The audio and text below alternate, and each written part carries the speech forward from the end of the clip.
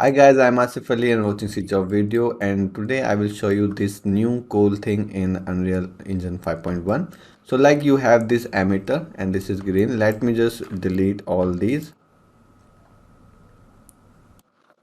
and you have these green boxes.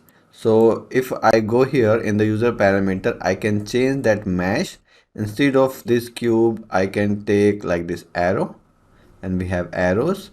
And instead of this green material, this is quite big, you can take different material. So here I can pick any material. So I can duplicate my emitter by pressing alt, and I can change the mesh. So single effects, and we have different mesh and different colors, different materials. So this is cool new feature, and let me show you how to create this. So let's start this. So you have to create a Niagara and take any emitter like this fountain, and I'll just call it FX. And if I open this, it has the sprite render, right? So I can delete that, and instead of that we can take mesh, and we have now default mesh, that is this axis gizmo. Okay, so I can put it here into the viewport,